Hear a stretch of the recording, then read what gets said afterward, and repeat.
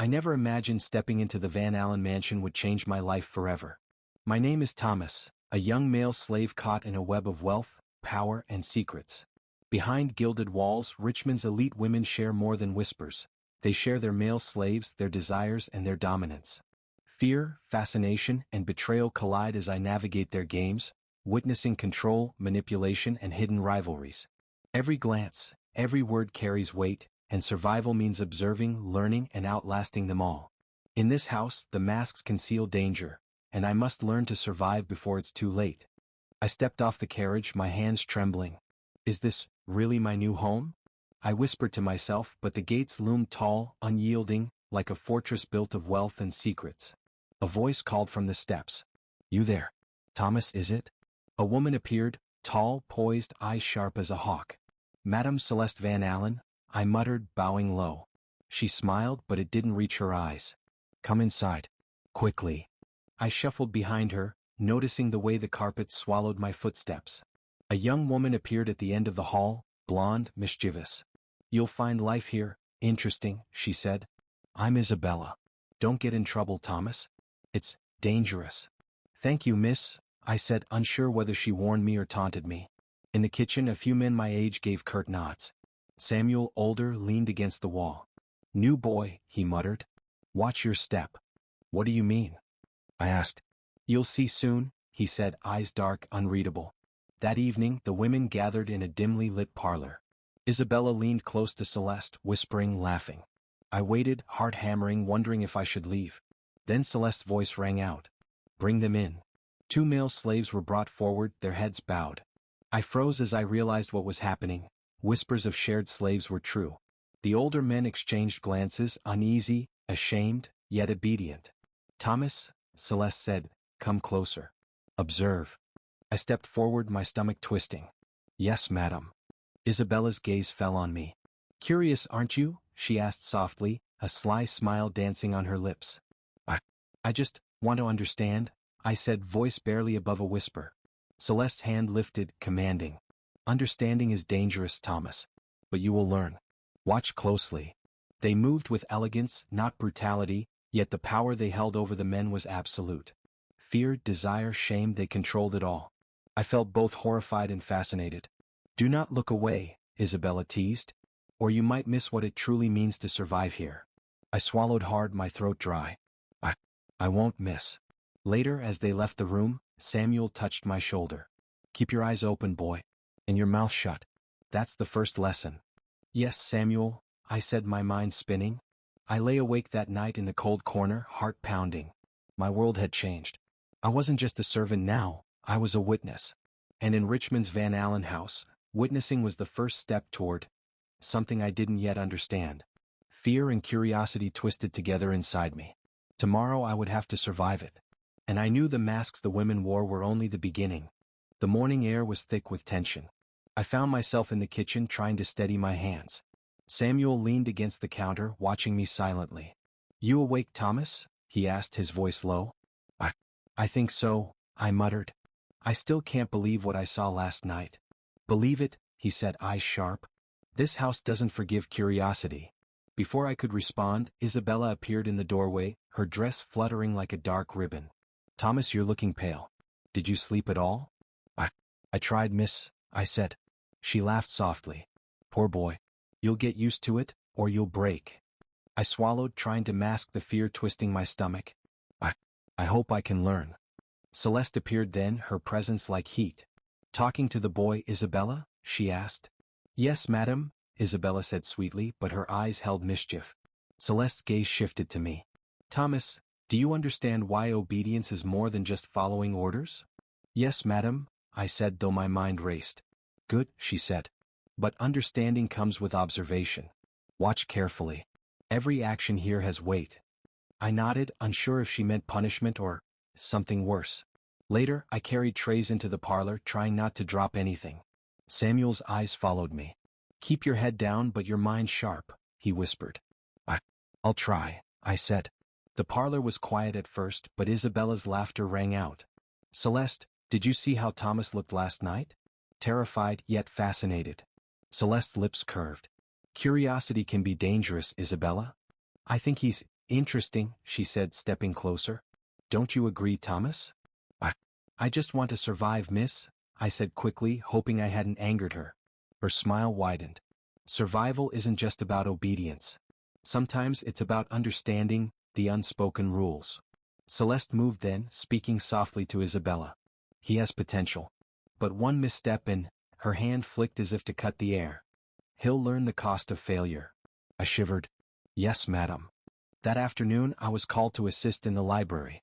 Lydia, a young woman I hadn't noticed before, whispered as I passed. Be careful. Not everyone here plays fair. What do you mean? I asked, heart pounding. You'll see, she said, voice low, eyes sharp. I worked silently, arranging books, but my mind spun. The women's alliances, the whispered rules, the punishments Samuel had hinted at, they all swirled together. Fear, fascination, and a strange thrill mixed inside me. Later, Samuel pulled me aside. One day, Thomas, you might be chosen, like them. It's not just about obedience. You'll have to watch and sometimes act without being seen. I don't know if I can, I admitted. You will, he said firmly. Or you'll be broken. That's the difference here.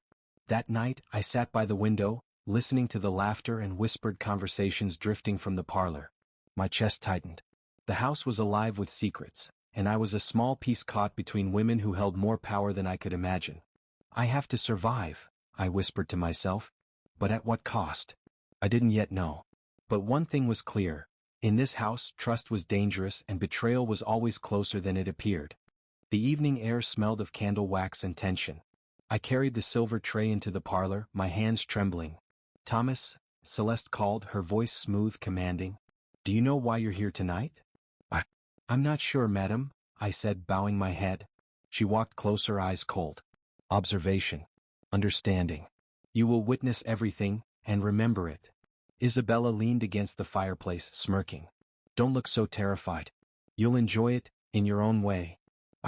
I'll do my best, miss, I said, my voice shaky. Then the door opened. 2 slaves were brought forward, heads bowed.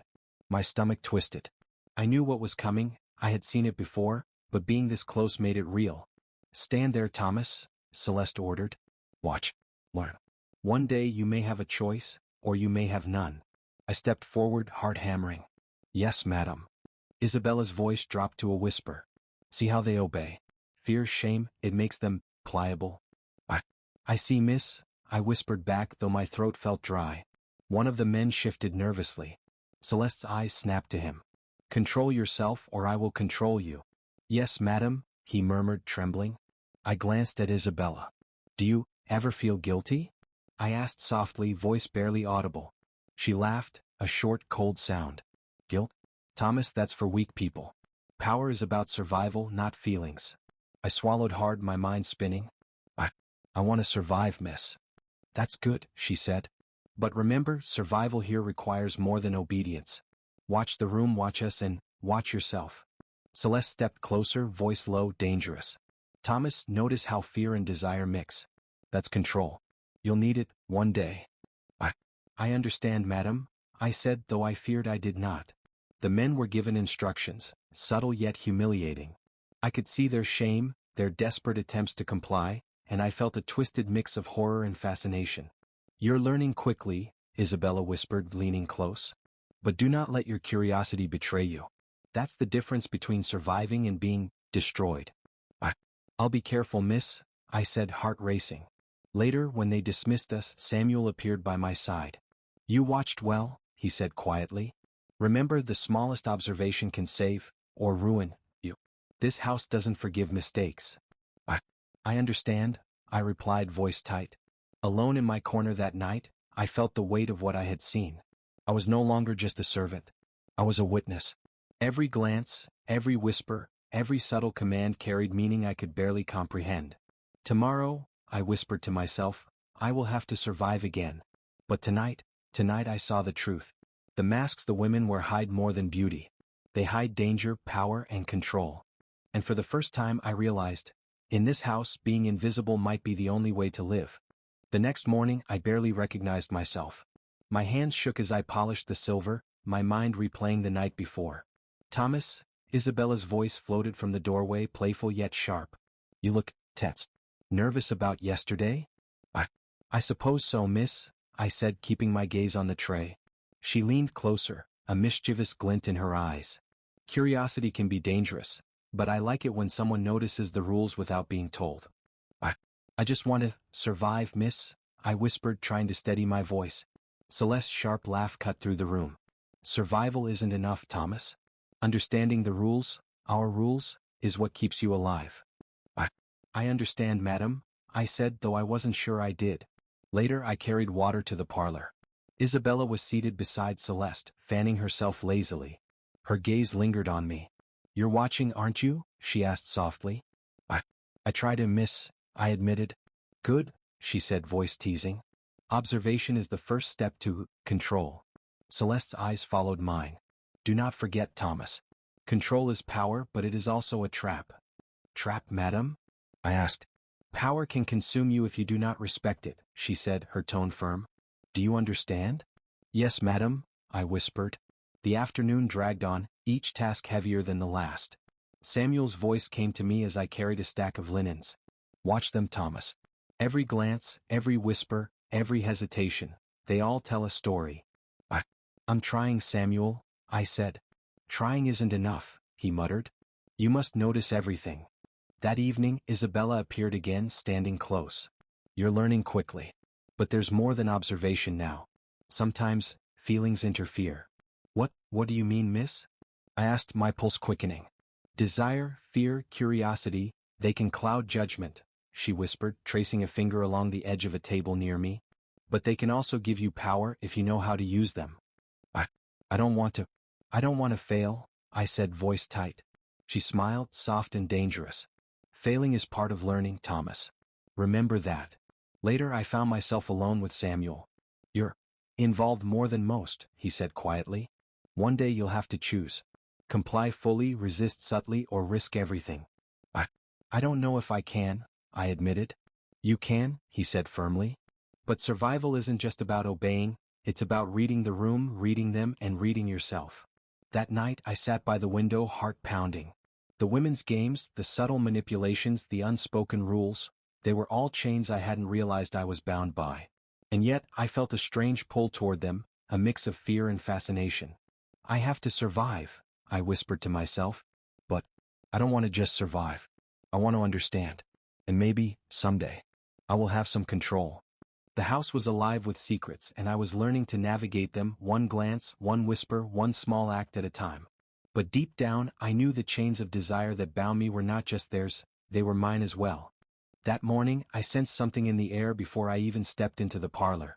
The servants whispered nervously, glances flicking my way. Thomas, Samuel murmured, be careful today. Something's coming. I will, Samuel, I said, though my stomach tightened.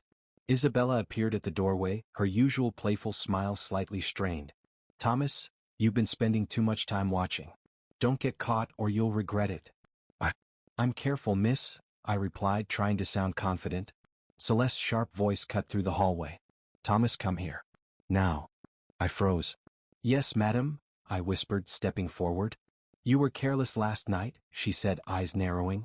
Do you understand why obedience matters more than curiosity?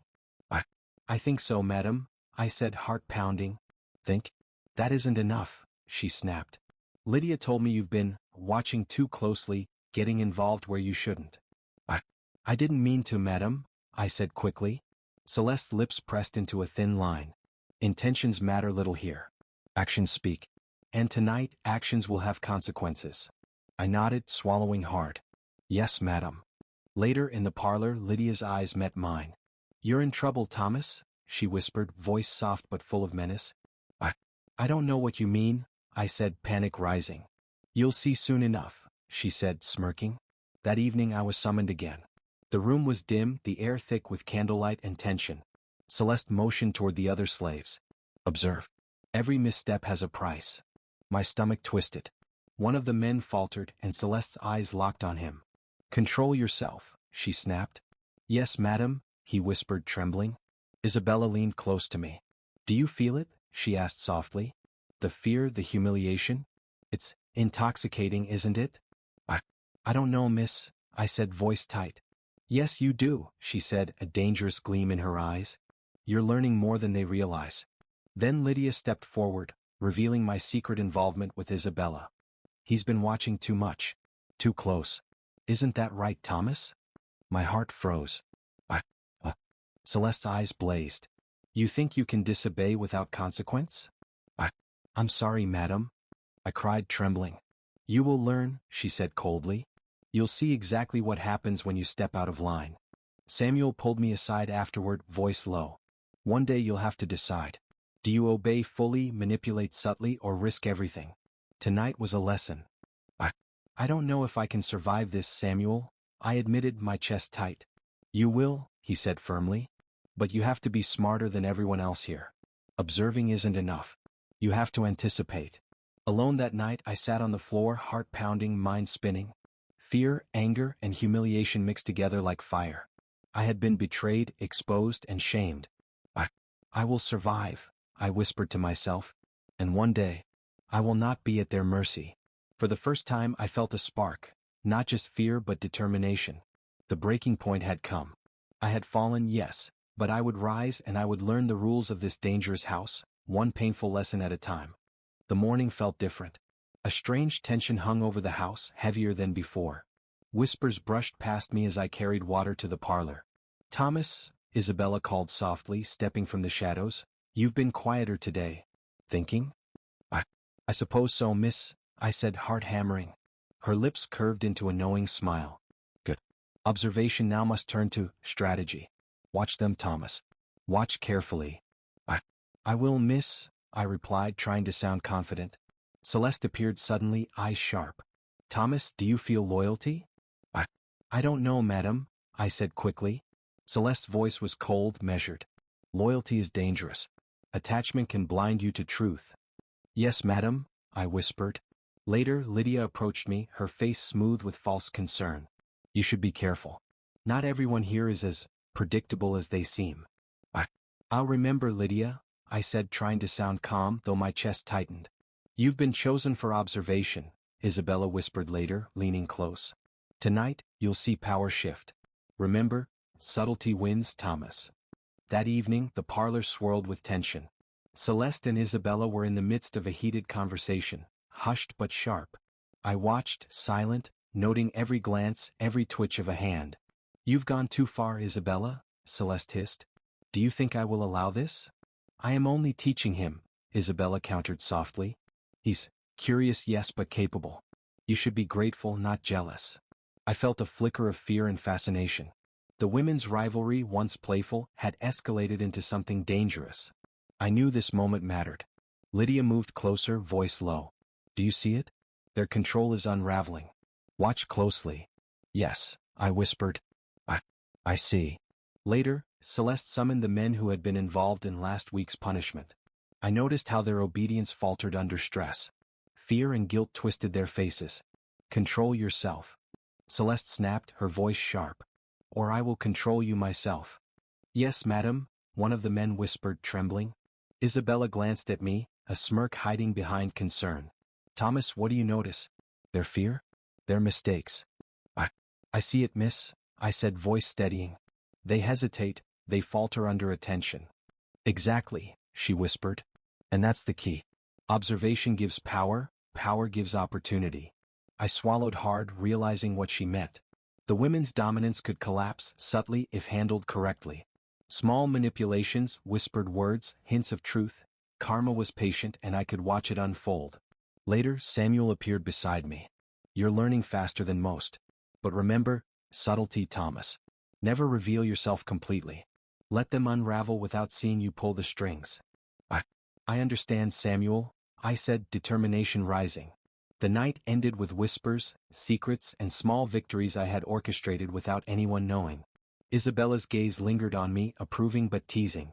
Celeste's tension was palpable. She did not know how fragile her control had become. Alone in my corner, I let out a long breath. Fear, humiliation, and confusion still lingered, but they had been replaced with clarity. I could survive. I could learn. And I could influence events without being noticed. Karma is patient, I whispered to myself. And so am I. The house was alive with danger, but for the first time I felt a strange sense of control. The women's power was formidable, yes, but even power can falter. And tonight I realized, the house might teach them lessons as well as me. Morning came quietly, almost eerily. The house felt different, strained, as if every shadow held a secret. I carried the breakfast tray, noting the tension in Celeste's eyes. "Thomas," she said, voice low, "you've been quiet? Thinking too much?" I suppose so, madam," I said, keeping my tone neutral. Isabella's gaze lingered on me, playful yet approving. "You've learned well," she whispered. "But quiet observation is only the beginning. You understand more than you let on." I try, miss," I replied. Later, Lydia appeared, her usual smug expression faltering. "You've changed," she said, almost a hiss. How do you remain so calm?" I watch," I said simply. "You watch?" she asked, incredulous. "Yes," I said. "And I learn. Fear doesn't always control me anymore." Celeste's voice cut through the hallway. "Thomas, what do you see?" I see tension, madam," I replied carefully. "I see the cracks in what seems perfect. I see imbalance." Her eyes flickered. "Imbalance? Yes. Very perceptive." The women moved through their routines, unaware I noticed each falter, each slip of pride or jealousy. Isabella smiled at me, faint, dangerous, approving. Celeste's control was slipping, and no one noticed how subtle changes could unravel everything. Samuel appeared briefly, nodding. "You've endured, observed, and survived. Now you see the patterns. That's power, Thomas, quiet, unseen, but absolute." I understand, Samuel," I whispered. By nightfall, I watched the women retire, their whispered disputes echoing faintly. Isabella's laugh seemed strained, Celeste's composure cracked. Lydia's ambition had collapsed under its own weight. I had done nothing overt, yet events had shifted naturally, subtly. Alone in my corner, I whispered to myself, I survived. I endured. I learned. And I outlasted them. The house was still opulent, still imposing, but its dominance over me felt weaker. I was no longer a passive participant. I had become a quiet force, a witness who could shape outcomes without interference. Isabella appeared briefly by the doorway, leaning casually. "You've done well, Thomas," she said softly. "But remember, this isn't over. Surviving is one thing. Controlling, that's another." I understand, miss," I replied. Celeste's eyes met mine from across the hall. There was tension, yes, but also something else, recognition. Perhaps she realized I had changed, grown sharper, more aware. I kept my head low, silent, yet my mind raced. That night, I sat by the window, listening to the distant laughter and hushed murmurs of the Van Alen house. My heart had been bruised, my trust betrayed, but my mind had strengthened. I had survived, endured humiliation, and observed the subtle collapse of those who thought themselves untouchable. I whispered to the shadows, silent victory is the sweetest. They may still have wealth and titles, but I have learned what truly matters: awareness, patience, and survival. For the first time, I felt a quiet satisfaction. Richmond's elite women might rule outwardly, but I had conquered in ways they would never see. And that, finally, was mine.